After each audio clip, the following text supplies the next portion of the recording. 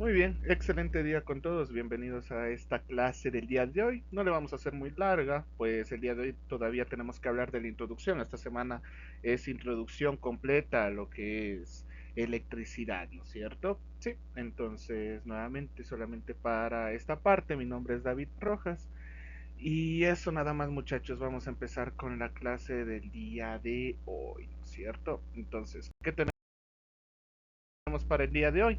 El día de hoy vamos a revisar estos 5 subtemas. De igual forma, seguimos nuevamente en el capítulo 1 de Fundamentos de Electricidad, ¿verdad? Sí. Entonces, el día de hoy trataremos sobre lo que es semiconductores, estática, dinámica, electrización, tipo de cargas y principio de conservación de la carga. Para esta parte, entonces, vamos a empezar con lo que es semiconductores, una pequeña y mini introducción, dado a que se profundiza más semiconductores en la asignatura de dispositivos electrónicos, ¿no? ¿Qué me dice sobre los semiconductores? Los semiconductores a temperaturas muy bajas difícilmente conducen la electricidad. Entonces, sí, cuando nosotros estamos en temperaturas frías, nuestros dispositivos electrónicos suelen tener fallos, ¿sí? Porque no solamente por el hecho de que eh, sean dispositivos electrónicos, sino porque todos sus componentes están hechos de semiconductores. Entonces, ¿qué es un semiconductor? Como su nombre indica, según la tabla periódica, es un elemento que conduce o no conduce la electricidad, dependiendo ciertos parámetros, ¿no es cierto? ¿A qué corresponden estos ciertos parámetros? O sea, dependiendo si es que hay calor, si es que hay frío, si es que permite o no el paso de la corriente, ¿sí? Uno de los semiconductores más importantes es el silicio y el germanio, ¿ya? El germanio es más costoso porque prácticamente te deja pasar la corriente en un solo sentido dependiendo de qué tan polarizado esté ese semiconductor, ¿sí? Lo mismo ocurre con el silicio. De hecho, el silicio es uno de los materiales que más se está utilizando en todos los semiconductores, ¿sí? Uno de los inventos que se ha duplicado, triplicado y quintuplicado de manera exponencial su fabricación son los transistores. Los transistores es el invento que se ha utilizado en todo lado, ¿sí? Desde teclados, desde computadoras, microprocesadores. Un microprocesador tiene billones de billones de transistores, ¿sí? No se diga entonces cualquier elemento electrónico, desde un carro, el tablero electrónico, la radio, el estéreo, todo, absolutamente todo tiene transistores. Todo lo que te puedas imaginar tiene transistores, absolutamente todo. Entonces los transistores son construidos a través de elementos semiconductores o de materiales semiconductores, ¿no es cierto? Entonces, dada esta parte, notemos pues que dice más bien se comportan como aislantes, pero al elevar su temperatura, en cambio conducen la electricidad, ¿no es cierto? Siempre va a tener una dependencia. Entonces, ¿para qué me sirven los semiconductores? Como nos damos cuenta, para fabricar elementos que a nosotros nos permita controlar la corriente eléctrica, ¿sí? Como son transistores, chips, integrados, transistores nuevamente, ¿no es cierto? Acá tenemos condensadores igual, que ya iremos hablando durante este curso, durante este curso. Ahora, la situación importante acá y a tener en cuenta es que todos estos transistores están hechos de materiales semiconductores, sea el silicio o sea el germanio. Los semiconductores se encuentran en cualquier dispositivo electrónico. En todo lo que tú pienses hay transistores, hay semiconductores.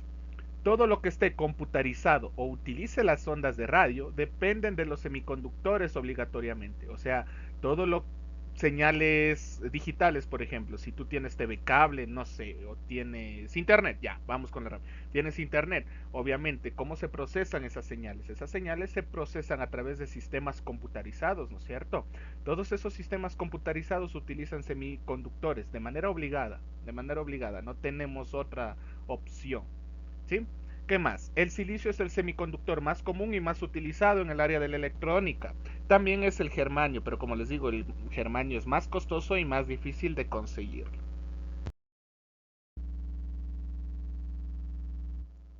¿Qué me dice sobre la electricidad? La electricidad ahora se define como un flujo de cargas eléctricas que puede ser estática o dinámica. Entonces, quiero que me presten atención con estas dos diferencias. ¿Cuándo es estática y cuándo es dinámica? súper sencillo. Les voy a poner la siguiente metáfora. El día de ayer habíamos revisado, ¿no es cierto?, que un río de agua, un río, tiene un flujo, tiene una fuerza, ¿no es cierto?, con la que se mueve el agua. Esa fuerza con la que se mueve el agua es el voltaje, mientras que el flujo de agua en ese río es la corriente, ¿ya? Ahora, eso sería dinámico porque se mueve, ¿no es cierto? Se está moviendo el río. Pero ahora imagínate que no estás en un río, estás en un tanque reservorio. Entonces, ¿qué significa con lo del tanque reservorio? Con el tanque reservorio nosotros podemos darnos cuenta que en cambio el agua está quietecita, ¿no es cierto? El agua está quieta en ese tanque reservorio. Entonces, ¿qué significa eso? Que tienes cantidad de agua, pero no está fluyendo. Entonces ahí tienes electricidad estática, llamemos así, ¿ya? O sea que el flujo de los electrones se quedan estáticos, como su nombre indica, ¿sí? Entonces tenemos las dos formas, electricidad dinámica y electricidad estática. Para cargar el celular, dinámica. Para cargar la computadora, dinámica. Para encender un foco, dinámica. ¿En qué se utiliza la electricidad estática? Son muy pocas aplicaciones, pero son muy importantes. Por ejemplo, para mover un motor, necesito obligatoriamente electricidad estática, que mueve del estator del motor a las bobinas que hacen girar al rotor. Entonces, cuando giramos esa parte, se necesita obligatoriamente electricidad estática, ¿sí? ¿Qué más podemos ver? Entonces, aquí me dice, estática, definición formal. Es un tipo de electricidad en la que no existe flujo, ¿no es cierto? No existe flujo de corriente o corriente de los electrones. Tanque reservorio de agua. Agua que no se mueve, que está en un tanque. Sino que se caracteriza por la presencia de una carga positiva o negativa en un material.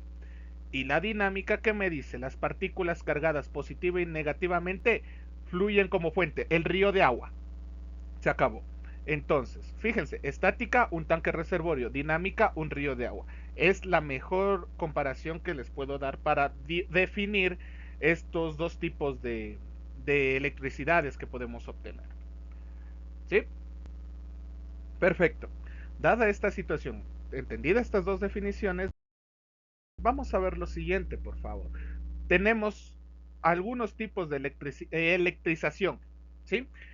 ¿Qué tipos de electrización podemos obtener? La de aparición de electricidad por tipo estático, o sea, por el tanque reservorio. El paso de electrones de un cuerpo a otro adquiriendo cada uno de ellos cargas eléctricas de distinto signo. Entonces vas a poner el agua de un tanque reservorio a otro tanque, ¿sí?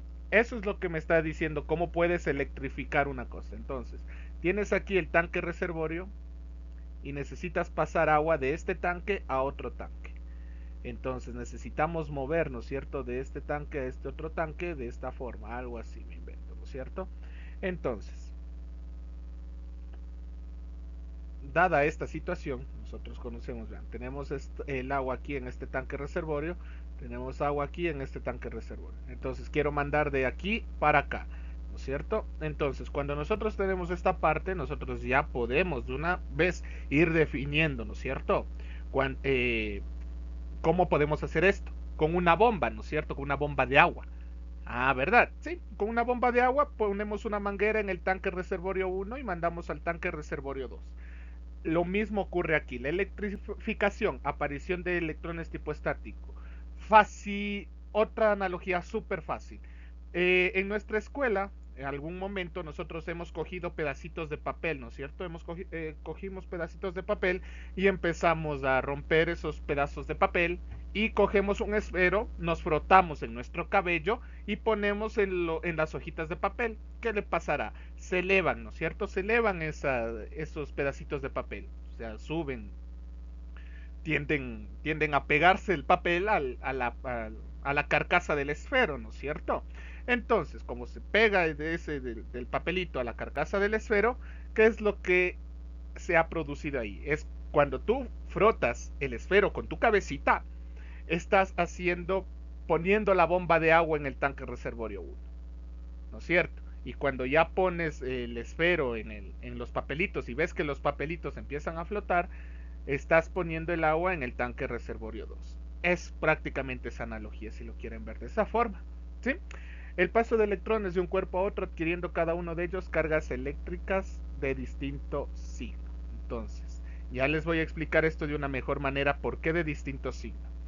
Electrización, carga por frotamiento, contacto o carga por inducción. Este es el del esfero, ¿sí? Por frotando un esfero, por contacto, si tienes un imán, o por inducción, las famosas cocinas de inducción, que no se prenden si no tienes un elemento ferroso que le pegue a la inducción. Prácticamente esa situación. Normalmente los cuerpos son neutros, mismo número de cargas positivas y negativas, pero cuando se electrifican adquieren una diferencia de cargas, o sea, uno tiene más cargas positivas, el otro tiene más cargas negativas. Cuando frotas, cuando tienes un imán o cuando tienes elementos ferrosos para inducción, tienes distinto número de cargas positivas y negativas. Al tener distinto número de cargas positivas o negativas, hay esa famosa fuerza de atracción, la famosa ley de Coulomb, que signos iguales se atraen, signos iguales se repelen, signos diferentes se atraen, ¿no es cierto? Entonces, cuando tenemos signos diferentes, se atraen, mientras que los signos iguales se repelen, o sea, se alejan, ¿no es cierto? Entonces es lo mismo que ocurre acá. Y ya vamos a ver esto con mucha mayor profundidad. Entonces, dada esta misma situación, notemos, por frotamiento, si tú tienes una barra de vidrio y tienes seda, lo frotas, haces cargar a la barra de vidrio de manera negativa, ¿sí? Y por esta parte queda cargada negativamente. Solamente has cargado a la barra de vidrio, ¿sí? Por contacto, si tú tienes una varilla de vidrio electrizada, no le pongamos varilla de vidrio. Quiero que te pongas a pensar como que si esto fuera eh, un imán. Entonces tienes una pelota de metal y tienes un imán. ¿Qué pasa? ¿No es cierto? El imán, la pelota de metal estaba aquí, pero se siente atraída por el imán, ¿no es cierto? Pero ¿qué pasa si le das la vuelta al imán? Ah, pues ahora la pelota se va a repeler. Signos iguales se repelen, ¿sí? Y por inducción, ahora sí, frotas el vidrio, se queda cargada negativamente y te acercas al papel con la barra cargada de negativamente. El papel en cambio está cargado positivamente. Positivo, negativo, se atraen, ¿sí? Listo. Mil disculpas. Una cosa. Listo, perfecto. Entonces, ahora sí, continuemos con esta. ¿Qué más tenemos? Carga por frotamiento. Entonces, ahora veamos cada uno de los que acabamos de ver. Vamos a verle con mayor detenimiento. Por frotamiento, tipo de electrificación, las cargas y descargas entre materiales se producen por frotamiento de sus superficies. ¿Qué quiere decir esto? Si tenemos una carga negativa, ¿no es cierto? No se va a pegar el papel, perdón, una barra de vidrio o la carcasa del esfero está cargada con la misma cantidad de carga positiva que de carga negativa, ¿no es cierto? Pero si tú empiezas a frotar ese esfero en tu cabeza, ahora va a quedarse cargada negativamente.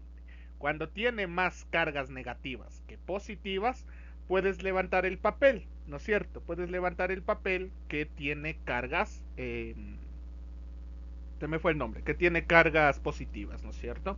Entonces, situación a tener en cuenta nada más con esta parte.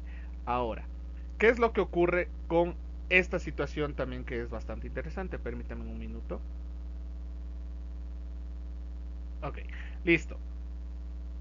¿Qué es lo que ocurre con esta parte?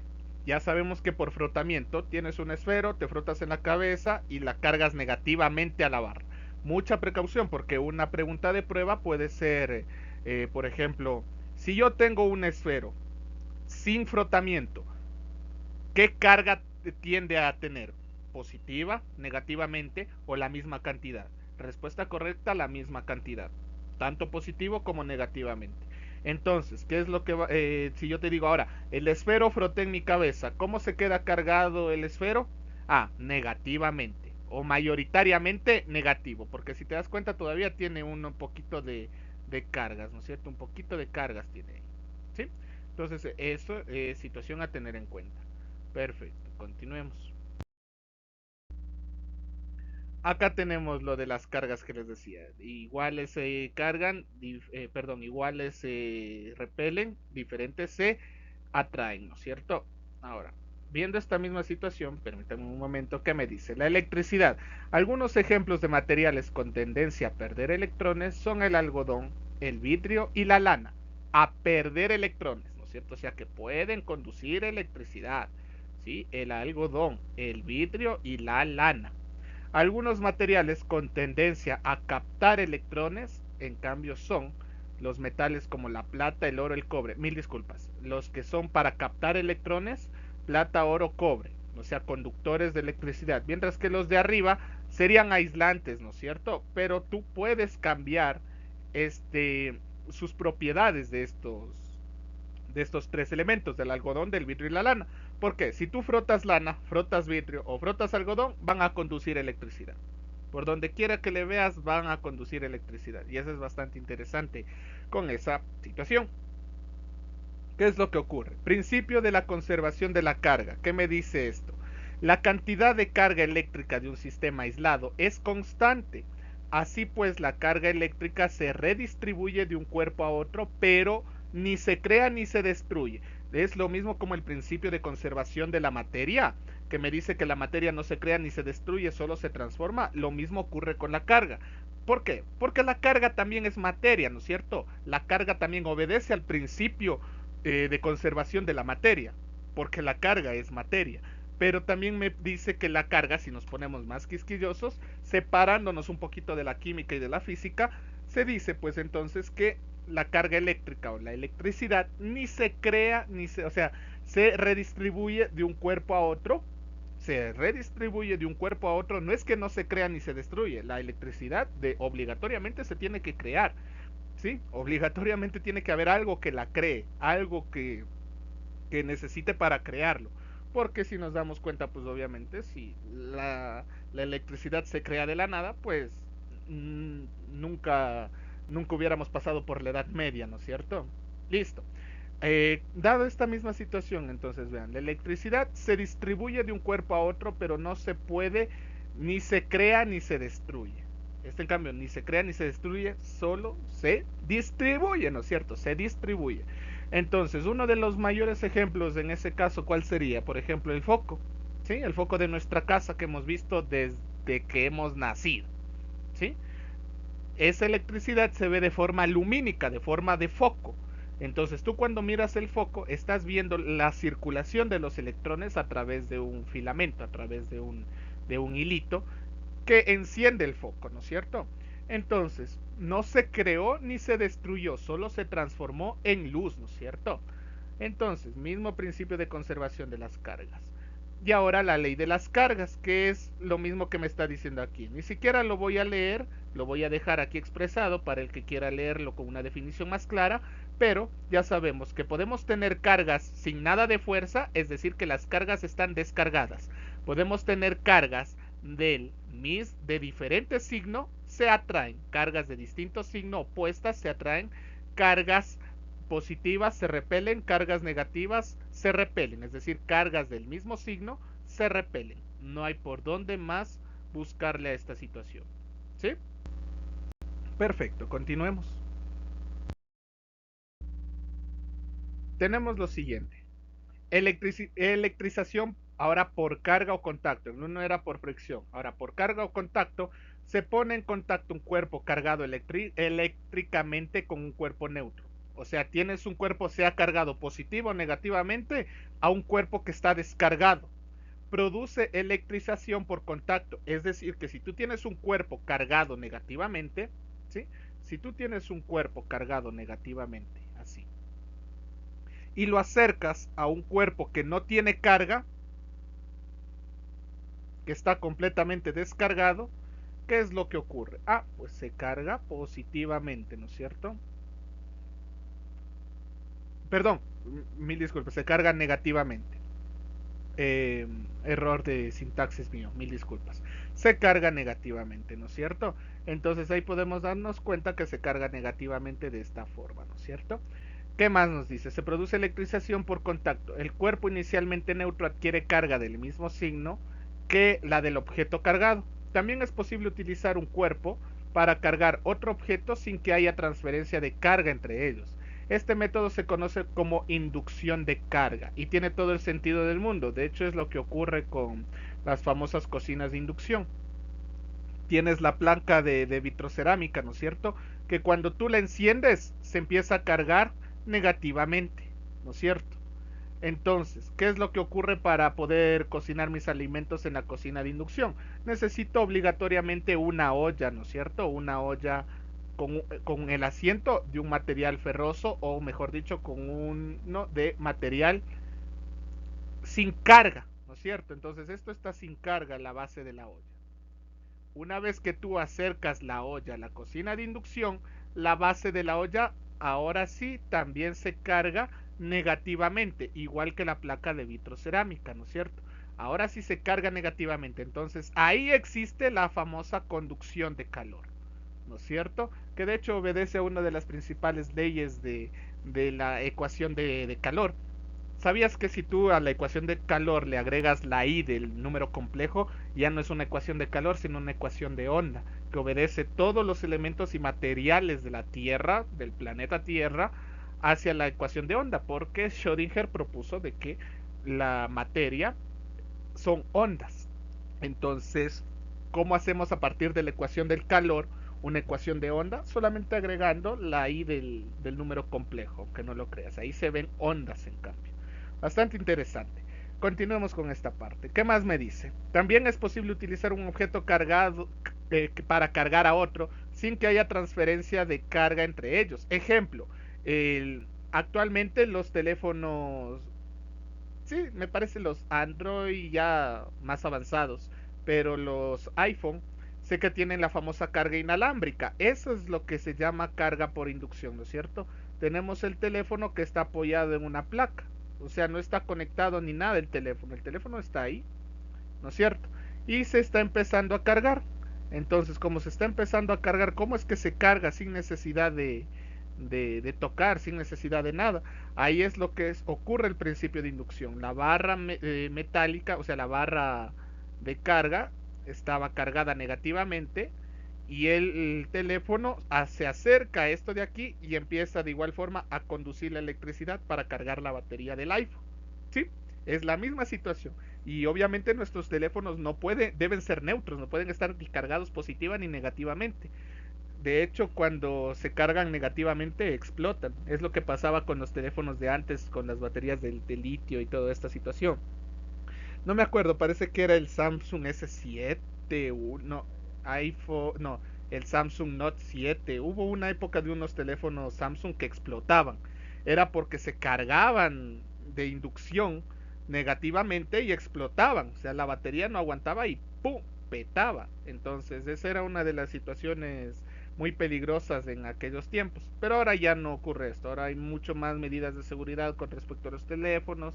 Necesitan ser elementos necesariamente neutros y pues hay incluso mayor garantía con respecto a eso. Bastante interesante, ¿verdad? Y la de inducción. Produce cuando un objeto sin carga se acerca sin hacer contacto directo. ¿Sí? Lo que acabamos de hablar del teléfono. Listo, esto provoca redistribución y nada más. Esa es la parte general de esta parte, entre carga por contacto o carga por inducción, que de hecho no están separadas las dos, los dos son muy similares, solo que en el uno utiliza cargarle eléctricamente, mientras que el otro solamente colocando, acercando nada más. En el uno necesitas cargarlo con electricidad, en el otro solamente acercarte a él nada más. Bien, muchas gracias. Perfecto, continuemos entonces. Vamos con el último. Después vamos a ver si tenemos un poco de tiempo y vemos un video al final de la clase, que es súper sencillo. Ejemplo de inducción. En la figura se muestra un sistema compuesto por dos esferas metálicas neutras en contacto, sujetas mediante soportes aislantes. Ya, o sea, esto es una mesa de plástico. Tenemos en este caso dos esferas metálicas, o sea, dos pelotas de metal neutras, sin cargarse ni nada, ¿no es cierto? Entonces, ¿qué pasa? Si tú te acercas a las dos pelotas de metal, préstale mucha atención aquí, si tú acercas estas dos esferas de metal, las acercas, las pegas, ¿qué ocurre? Obviamente toda la carga que tú no la ves a tus ojos, no la ves, pero cuando tú pegas estas dos bolas de acero, ¿qué es lo que ocurre? La carga negativa va al un lado y la carga positiva va al otro lado. O sea, se repelen los signos con los que hayan estado cargadas esas pelotas de metal, ¿no es cierto? La, las cargas negativas vienen al un lado, las cargas positivas al otro, o viceversa, ¿no? Aquí solamente lo propongo así. Entonces, ¿qué es lo que ocurre si tú acercas una barra cargada? Mira, o sea, una barra de vidrio cargada negativamente. Acercas la barra de vidrio acá y ¿qué es lo que va a ocurrir? Signos diferentes se atraen, ¿no es cierto? Entonces, ¿qué va a pasar con esta barra que está aquí? Se va a quedar pegado, se va a quedar pegado aquí a la pelota de metal, ¿sí? Pero, ¿qué pasaría si esto estaba cargado negativamente y yo le llevaba al otro lado? Se repelía, nunca se hubiera pegado esa barra de vidrio. Aquí sí, se pegaba, se queda pegado. Signos diferentes se atraen y se quedan pegados. Y listo, esa es toda la situación a tener en cuenta. Muy bien, muy bien. Entonces, también para este video también cabe recordar nada más, las pelotas no estaban cargadas, ¿no? Solamente fueron dos pelotas que fueron traídas, pero cada una tenía más o menos. Es decir, si es que estas pelotas hubieran estado así, sin contacto, que estén neutras o que estén sin cargar, significa que tengan la misma cantidad de cargas positivas que de cargas negativas. Tienen la misma cantidad de cargas positivas que de cargas negativas. Misma cantidad de cargas positivas que de cargas negativas. Una vez que yo les pego, si aquí están neutras, ¿no? Neutras o sin cargar.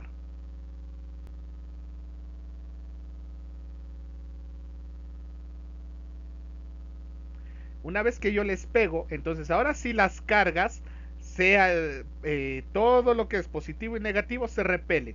Al un lado los positivos o al otro lado los negativos. En este caso lo propongo así. Puede haber sido al revés, ¿no es cierto? Más, acá el más y acá el menos. Puede haber sido así también, ¿sí? No es ningún problema. Solamente se propuso así por ejemplo didáctico. Y listo, una vez que ya yo haya separado las cargas, con la barra cargada negativamente me acerco y aquí se quedará pegado esta barra, ¿no es cierto? Se va a quedar pegada esta barra cargada negativamente hacia la pelota. Nada más. Y listo, muchachos. Eso sería todo por la clase del día de hoy. Solamente voy a finalizar con el video de YouTube, nada más para que queden claro. Y listo, con esto quedaríamos hasta aquí. Nos veríamos en el siguiente clase.